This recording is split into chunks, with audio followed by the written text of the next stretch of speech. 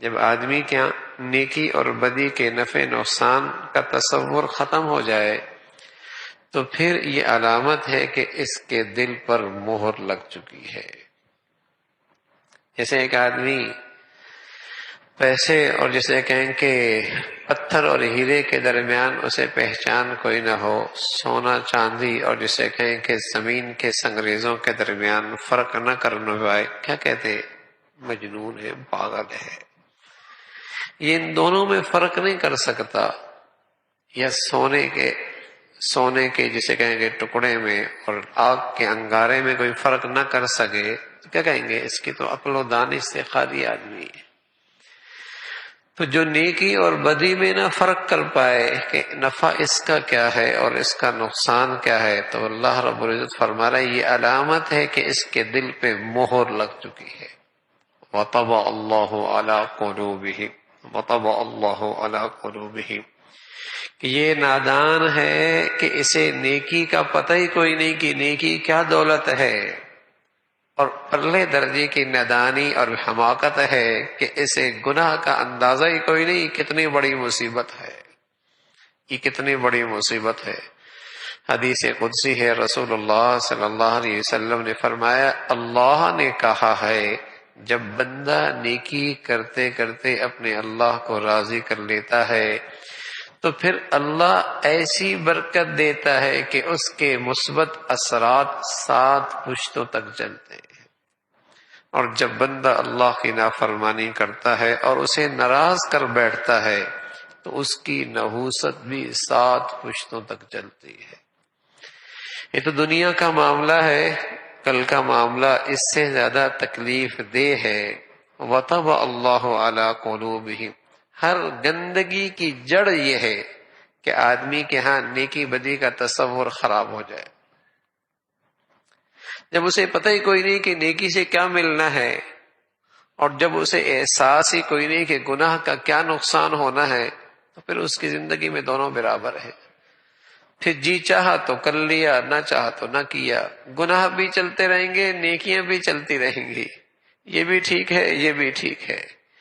اس لیے کہ اسے پتہ ہے نہ نیکی سے زندگی بننی ہے، نہ گناہوں سے زندگی خراب ہونی ہے، نہ نیکی سے زندگی بننی ہے اور نہ گناہوں سے زندگی خراب ہونی ہے، یہ دونوں ساتھ ساتھ چلتا رہے۔ اور اگر یہ یقین آ جائے کہ نیکی سے دنیا آخرت سنورتی ہے، گناہوں سے دنیا آخرت برباد ہوتی ہے، تو پھر آدمی جیسے سونے چاندی کی طرف دن بھر رات بھر تھکتا ہے اسے حاصل کرے گا، اور جیسے آگ کے انگارے سے اور سانپ اور بچھو کے زہر سے بچتا ہے پھر گناہ سے بھی ایسے ہی بچے گا۔ جیسے آگ کے انگارے سے اور سانپ بچھو کے زہر سے بچتا ہے، اس میں ہلاکت ہے، اس میں بربادی ہے، اس میں ہلاکت ہے، اس میں بربادی ہے۔ صرف اپنے آپ کو نہیں بچاتا، بچہ نادان ہے اسے بھی بچاتا ہے، نادان کوئی اس طرف بڑھنے لگ جائے اسے بھی پکڑتا ہے، آگ ہے، انگارے ہیں، مر جائے گا۔ اور کوئی ایسا بھی نہیں کہ بڑے سانپ سے بچے کو بچا لے، چھوٹے سانپ اس کی جھولی میں ڈال دے، ہاں کہ چھوٹا سانپ ہے یہ، بڑے سانپ کو بچا لے، چھوٹا سانپ جھولی میں ڈال دے، یا آگ کے بڑے جسے کہیں کہ ڈھیر سے اسے بچا لے اور آگ کا انگارہ اس کی جیب میں ڈال دے، ایسا بھی نہیں ہے۔ اس لیے پتا ہے کہ اگر نادانی کی تو چھوٹے سے انگارے سے پورا گھر جل جائے گا، اور جیسے بڑے سانپ میں زہر ہے چھوٹے سانپ کے اندر بھی یہی زہر موجود ہے، بڑے سے بھی بچتا ہے چھوٹے سے بھی بچتا ہے۔ اللہ سمجھ بوجھ نصیب فرما دے، پھر یہ نہیں کہ یہ بڑا گناہ ہے اس کو چھوڑ دیتے، یہ تو چھوٹا ہے چلتا ہی رہے، یہ تو چھوٹا ہے یہ چلتا ہی رہے، کوئی چھوٹا نہیں، بس اوقات چھوٹے سے نظر انداز کرنے سے اس سے وہ نقصان ہوتا ہے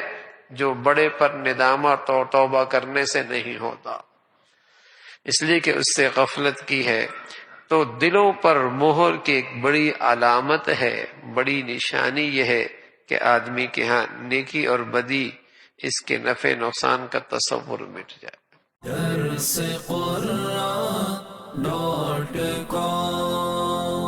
www.darsequran.com